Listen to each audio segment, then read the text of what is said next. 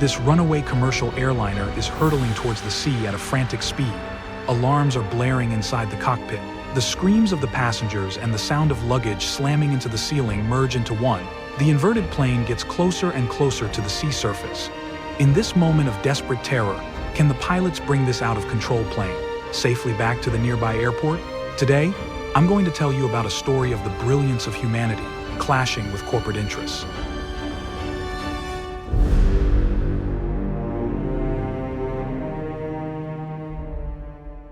January 31st, 2000. The sun is shining in the Mexican seaside resort of Puerto Vallarta. 83 passengers and 5 crew members boarded Alaska Airlines Flight 261. The passengers were ending their vacation in Mexico, preparing to return to the United States. According to the plan, this flight would make a stopover at San Francisco International Airport in California, then take off again for its final destination, Seattle. The flight would be operated by this 8-year-old MD-83 passenger jet, designed and manufactured by McDonnell Douglas. This aircraft is an improved model of the MD-80 series. It's equipped with 2 Pratt & Whitney JT8D219 turbofan engines, with a maximum range of 4,600 kilometers. It's the longest range model in the MD-80 series.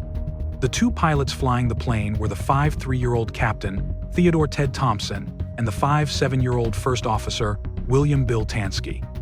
Captain Thompson was a former military pilot. He had over 17,000 flight hours, had been with Alaska Airlines for 18 years, and also served as a ground and flight instructor. First Officer Bill Tansky came to Alaska Airlines after retiring from the Navy. He had 8,140 flight hours. Both pilots had impeccable safety and flight records. Tansky would be the pilot flying for the leg from Puerto Vallarta to San Francisco, responsible for controlling the aircraft. Captain Thompson would be the pilot monitoring, responsible for communications and monitoring the aircraft. At 13:37 Pacific Standard Time, Flight 261 entered the runway at Puerto Vallarta Airport. A moment later, they received takeoff clearance. The captain pushed the throttles forward, then handed control over to First Officer Tansky. The 2 Pratt & Whitney JT8D engines roared, lifting the 62-ton aircraft into the sky.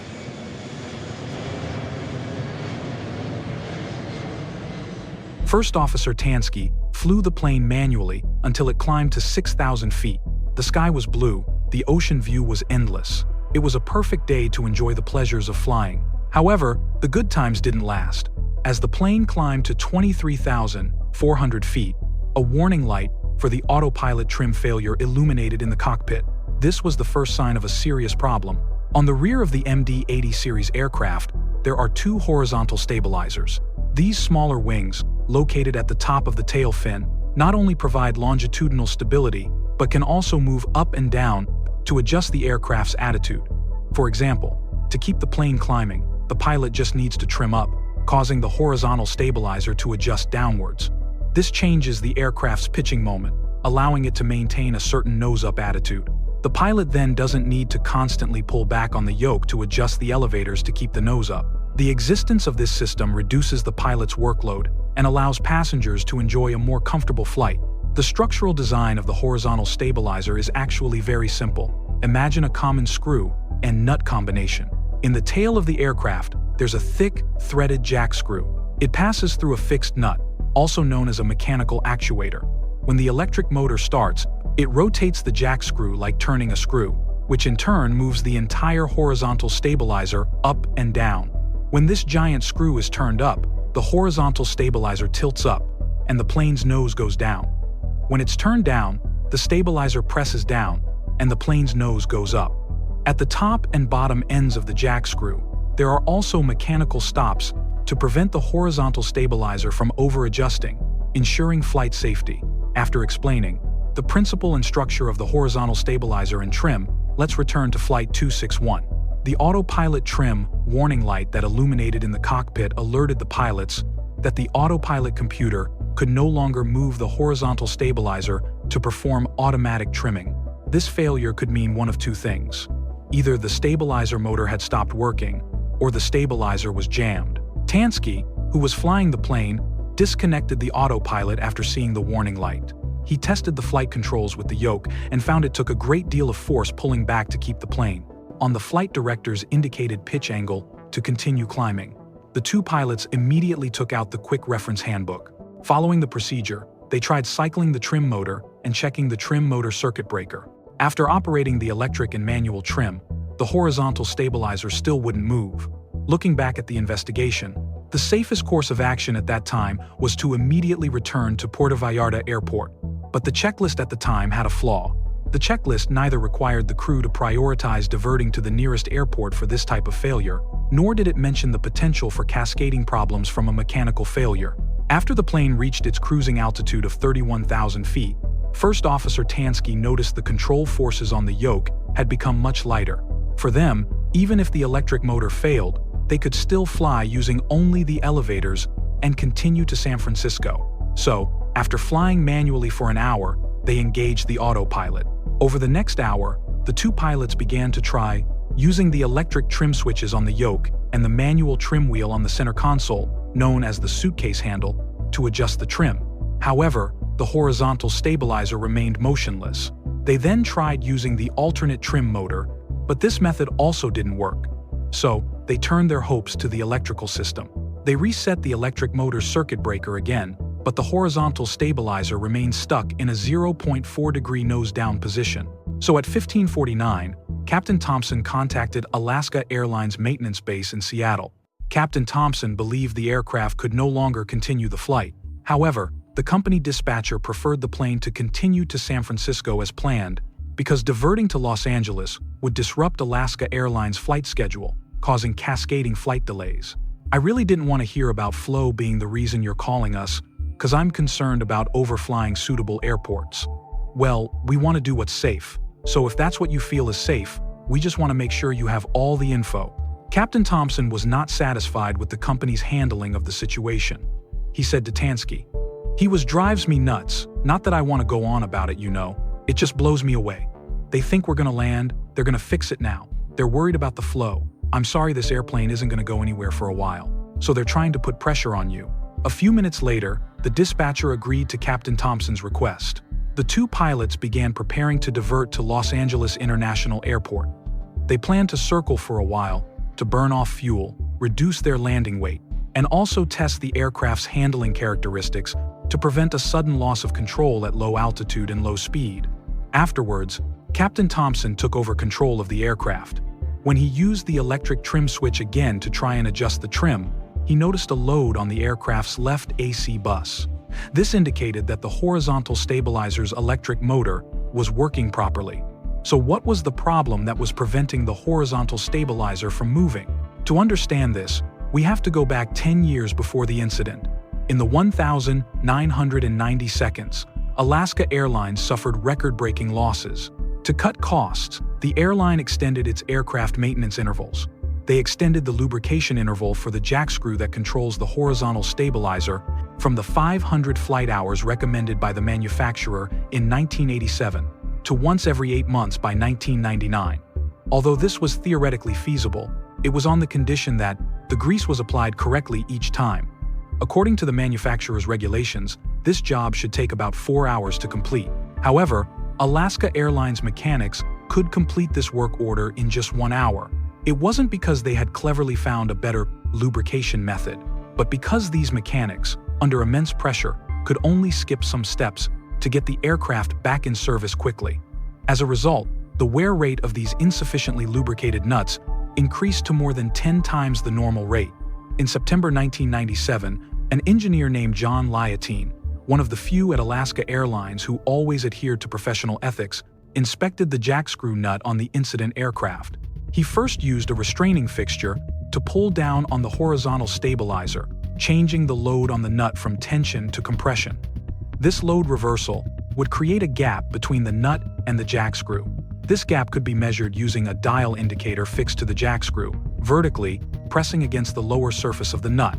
After the measurement, he found the wear depth of the nut was exactly 1 millimeter. According to the manufacturer's specifications, this nut had reached the end of its service life. So, Liotine issued a work card requesting the nut be replaced.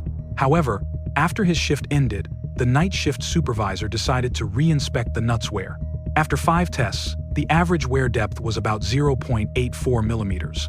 Based on this measurement, the night shift supervisor overruled Liotine's work card to replace the jackscrew nut. And so, the aircraft continued to fly. Over the next 3 years, mechanics were supposed to lubricate the horizontal stabilizer's jackscrew every 8 months. During a lubrication job in September 1999, a mechanic in San Francisco did not apply grease to the jackscrews of any of the planes he worked on. This included the aircraft for Flight 261.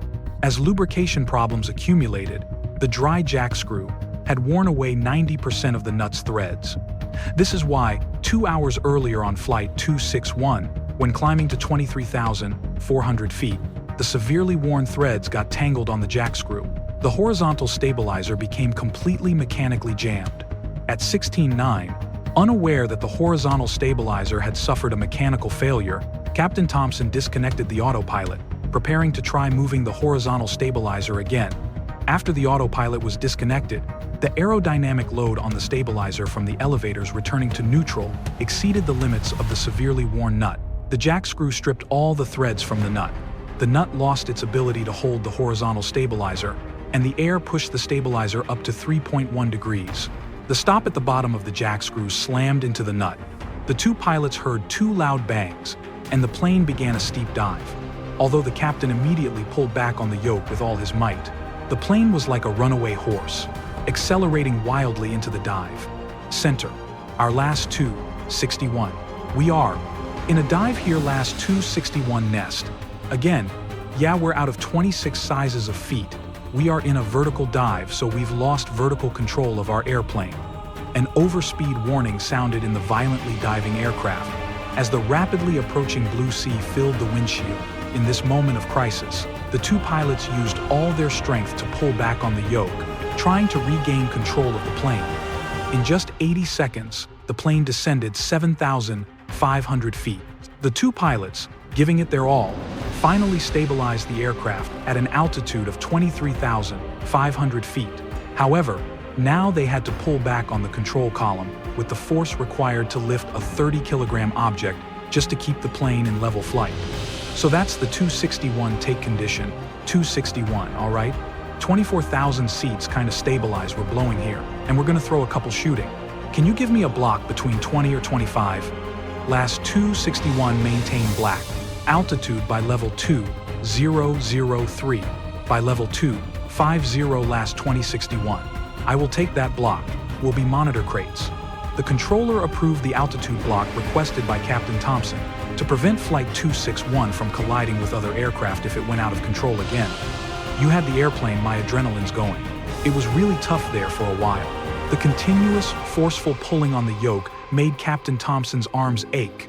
He and Tansky switched controls, but this struggle, relying only on physical strength against the aircraft, was not a long-term solution. Captain Thompson thought of slowing the plane down. Perhaps it would reduce the control forces on the yoke, because as the speed decreases, the aerodynamic forces on the control surfaces also decrease. I'm thinking, can it get any worse? But when we slow down, let's slow it.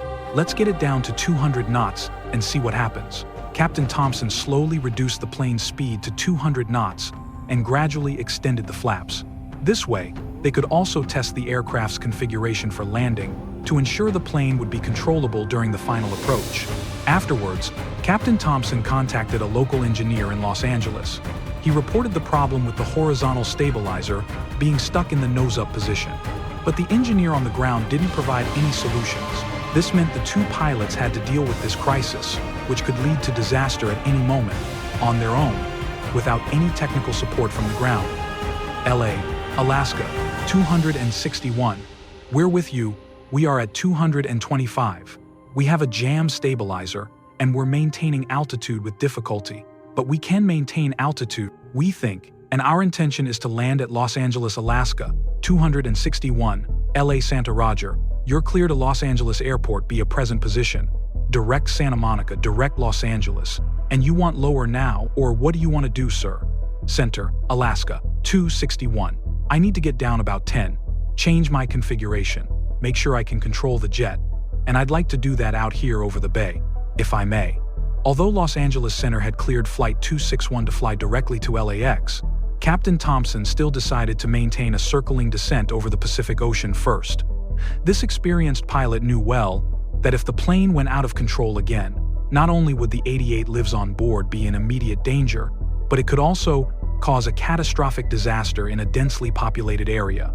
Over the next few minutes, the strategy of slowing down did work. First Officer Tansky no longer had to pull back on the yoke with all his might to keep the plane level. However, the two pilots' physical strength was nearing its limit. With the plane barely under control, the captain thought of a way to adjust the plane's attitude to let the airflow push the horizontal stabilizer back to a normal position. He had the first officer retract the flaps and accelerated the plane to 250 knots. However, the first officer opposed his plan. Tansky believed the plane was currently controllable, and they shouldn't take a risk with an experiment that could make their situation worse. Captain Thompson accepted the first officer's advice and had him extend the flaps again. Captain Thompson instructed the cabin crew to immediately secure all loose items and ensure every passenger was buckled up, preparing to land in Los Angeles. In the 10 minutes after the dive, the horizontal stabilizer had been held in a 3.1-degree nose-up position by the stop at the bottom of the jackscrew. The huge aerodynamic load, which should have been absorbed by the nut securing the jackscrew, was now being transferred to the stop. This device, which was only meant to act as a limiter, couldn't withstand such a large stress. In just 10 minutes, the stop began to crack. At 16:19, the fractured stop broke off the jackscrew. The entire horizontal stabilizer was now only attached by its hinges. Under the force of the air, it began to violently slam against the vertical stabilizer's fairing. In just 3 seconds, the fairing was punctured. The horizontal stabilizer, with no vertical restraint, pitched up to a 14-degree position. Flight 261 instantly began a frantic, near-vertical dive. Faced with this sudden second loss of control, the two pilots immediately pulled back on their yokes, trying to regain control of the plane. However, the horizontal stabilizer, pitched up beyond its limits, applied a nose-down force to the aircraft, like sitting an elephant on the other end of a seesaw. Although the pilots deployed the flaps and speed brakes, the plane's pitch angle still increased to 70 degrees. They could no longer control the aircraft's pitch. The plane just started a huge plunge. It was definitely in a nose-down position. Two nearby pilots witnessed Flight 261's steep dive with their own eyes. Facing such a desperate situation, Captain Thompson made an extremely rare emergency decision. Since the failed horizontal stabilizer was continuously producing downward force, then by inverting the plane, this fatal downward force would become an upward lift.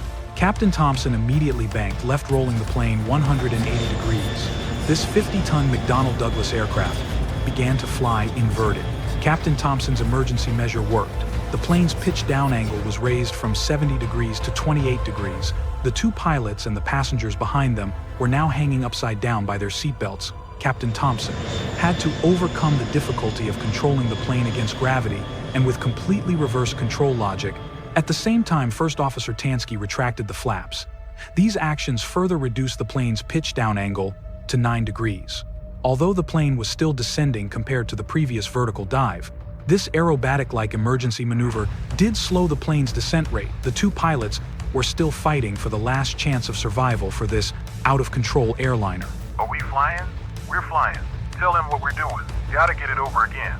At least upside down, we're flying. Unfortunately, no airliners are specifically designed for inverted flight.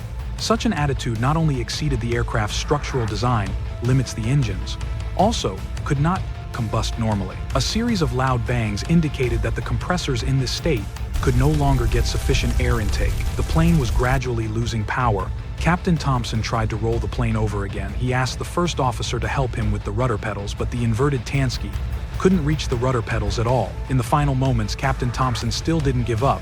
He told the first officer to deploy the speed brakes. However, with violent engine compressor stalls and a rapid loss of altitude, all emergency measures were futile. At 16:20, Alaska Airlines Flight 261 inches, an unrecoverable attitude, crashed into the Pacific Ocean, 100 kilometers from Los Angeles. When the horizontal stabilizer's jackscrew was recovered, a shocking fact was presented to the investigators. On the surface of the jackscrew, there were almost no traces of lubricant. The severely damaged remnants of the nut were wrapped around the jackscrew. Only some long-dried lubricant was found on the undamaged areas. This silent evidence clearly reconstructed the entire process of the horizontal stabilizer's failure As the investigation deepened, the National Transportation Safety Board discovered that Alaska Airlines had extended the lubrication and wear check intervals for the Jackscrew.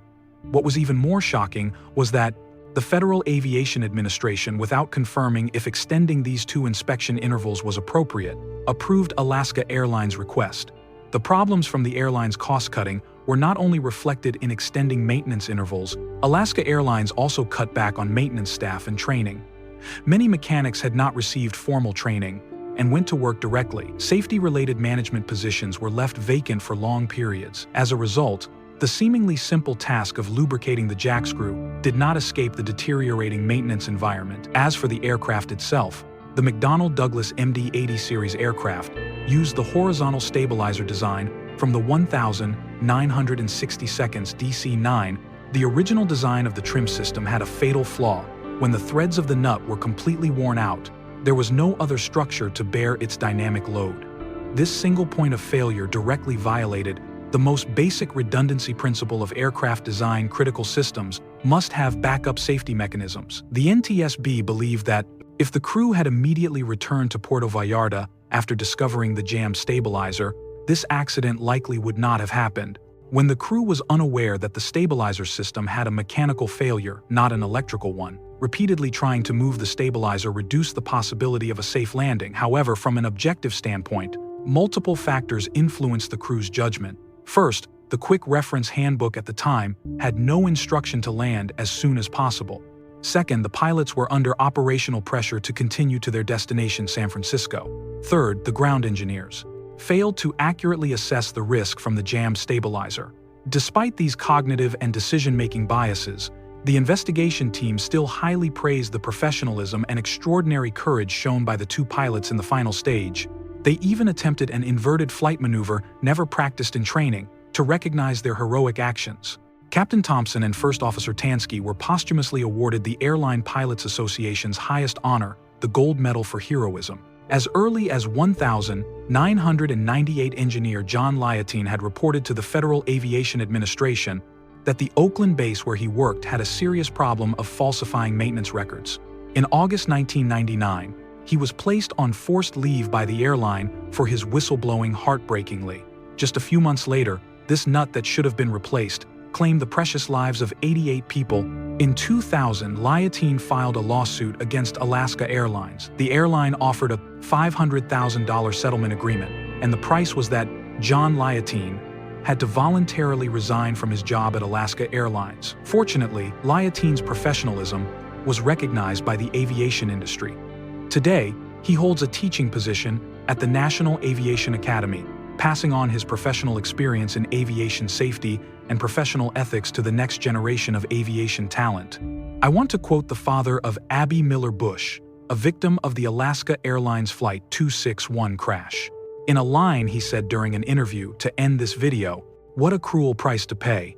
Precious lives, just for the airline's profits."